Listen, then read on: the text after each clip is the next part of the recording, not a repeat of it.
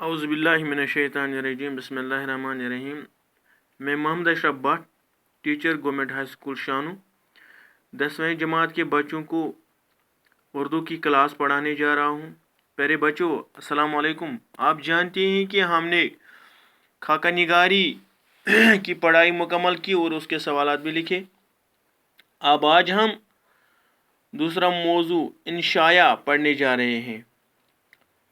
पहले मैं इस मज़मून पे बात करूं, इंशाया पे, इस सनफ़ पे, कि इस सनफ़ में क्या क्या खूबी है, कैसे लिखे जाते हैं इंशाया। और आप ध्यान से वीडियो देखिए और सुनते जाइए। इंशाया की सनफ़ उर्दू में अंग्रेज़ी से आई है। अंग्रेज़ी में इसे एसे कहते हैं। जिस तरह हम लिखते हैं एसे अंग्रेज़ी में, इस तरह से एसे अंग्रेज़ी में इसको कहते हैं इंशाया को। आम तौर पर उर्दू के अखबारों और रिसालों में किसी ख़ास मौजू पर सहाफ़ती या इल्मी अंदाज के जो मज़ामीन या मकाले लिखे जाते हैं, इंशाया इनसे मुख्तलिफ होता है। यानी अगर हम कहते हैं कि ये मकाला कोई होगा या सहाफ़ती बयान कोई होगा या इल्मी अंदाज के जो मज़ामीन या मकाले लिखे जाते हैं, मगर वो इंशाया नहीं कहलाते। इंशाया इनसे मुख्तलिफ होता है। इन मज़ामीन में मालूमात और संजीदा दलाइल पर सारा ज़ोर सरफ होता है। जो ये मज़ामीन हम देखते हैं, सहाफ़ती बयान देखते हैं, इल्मी अंदाज के जो मज़ामीन लिखे जाते हैं, इनमें ज़्यादातर मालूमात और संजीदा दलाइल पर ही ज़ोर दिया जाता है। जबकि इंशाया में इंशाया निगार बेतकल्लुफ़, बेसाख्ता और गैर इल्मी अंदाज से अपनी बात कहता है और ज़्यादा तर अपने तजुर्बा और अपने ज़ाती मुशाहिदे की बुनियाद पर ही अपने तासुरात बयान करता है। इसके सामने कोई ख़ास इस्लाही मकसद नहीं होता है। यानी इंशाया निगार में इंशाया लिखते वक़्त जो उसके अपने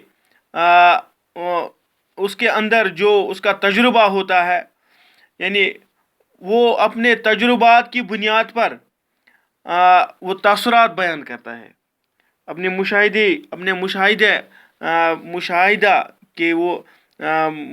के वो तासुरात बयान करता है। यानी उसके सामने कोई ख़ास ये नहीं होता है कि इस्लाही मकसद हो कि मैं इंशाया लिखूं, इससे कोई इस्लाह होना चाहिए। तो वो अपने दिल की बातें मज़ा ले लेकर बयान करता है। यानी वो ज़ोर देकर नहीं कहता है, नहीं आप यहाँ पे ये करो, ये आपकी इस्लाह होनी चाहिए, बल्कि ऐसा नहीं करता है, बल्कि वो बेसाख्ता वो मज़े ले लेकर बातें करता है। लेकिन इन बातों में ताजगी, नुदरत और शगुफ्तगी होना ज़रूरी है। मगर इंशाया निगार के इन बातों में, उसकी तहरीर में जो वो बातें करता है, उसमें नुदरत होनी चाहिए और शगुफ्तगी होनी चाहिए। इंशाया के तजुर्बे ज़िंदगी पर एक नए ज़ाविये से रोशनी डालते हैं। साथ ही इसकी अपनी ज़ाती शख्सियत का इंकिशाफ भी करते हैं। यानी इंशाया निगार इंशाया लिखते वक़्त एक तो वो इंशाया के तजुर्बे ज़िंदगी पर एक नए ज़ाविये से रोशनी डालते, और दूसरे वो अपने ज़ाती शख्सियत का भी इंकिशाफ कि मैं किस शख्सियत से ताल्लुक़ रखता हूँ। ये इंशाया में ये एक ख़ास वसफ़ है। वो बात में से बात करता हुआ आगे बढ़ता है। यानी वो जो ही वो बात करता है और बात में से बात ही करता करता वो आगे बढ़ता है, एक बात में से दूसरी बात निकालता है और बातें करते करते वो आगे बढ़ता है। उर्दू में सर सैयद मोहम्मद हुसैन आज़ाद, नासिर अली, अब्दुल हलीम शरर, फरहतुल्लाह बेग, सज्जाद अंसारी, रशीद अहमद सिद्दीकी ने आला मयार के इंशाया लिखे हैं। यानी जो उर्दू में आला मयार के इंशाए हैं, इनमें सरफहरिस्त सर सैयद अहमद खान, मोहम्मद हुसैन आज़ाद, नासिर अली, अब्दुल हलीम शरर, फरहतुल्लाह बेग, सज्जाद अंसारी, रशीद अहमद सिद्दीकी साहब आला मयार के इंशाया लिखने वालों में मकाम रखते हैं। इनके अलावा वज़ीर आगा अनवर सईद, अहमद जमाल शाह, यूसुफ नाजिम, शफीका फरहत, मुश्तबा हुसैन और कन्या लाल कपूर वगैरह ने इस सनफ की तरफ तवज्जो दी है और कामयाब इंशाए लिखे हैं, और आज भी इंशाए लिखने वालों की तादाद दिन ब दिन बढ़ती ही रहती है।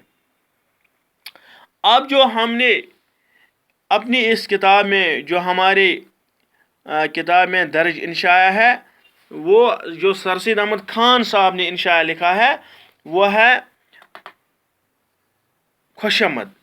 खुशामद पढ़ने से पहले इंशाल्लाह हम कल सर सैयद अहमद खान के हालात ज़िंदगी पे नज़र डालें कि सर सैयद अहमद खान के हालात ज़िंदगी जो है वो कहाँ से, उनकी पैदाइश कहाँ हुई, वो कहाँ से शुरू हुई, उनके ज़िंदगी में कैसे हालात, कैसे कठिन हालात आए, फिर उन्होंने क्या कुछ किया, उनके आबा व अजदाद कहाँ के रहने वाले थे और उन्होंने तालीम कहाँ हासिल की, फिर ज़िंदगी में मुलाजमत की, क्या क्या काम किया, और इस तरह से उर्दू अदब की क्या खिदमत अंजाम दी, क्या कैसे उन्होंने खिदमत की।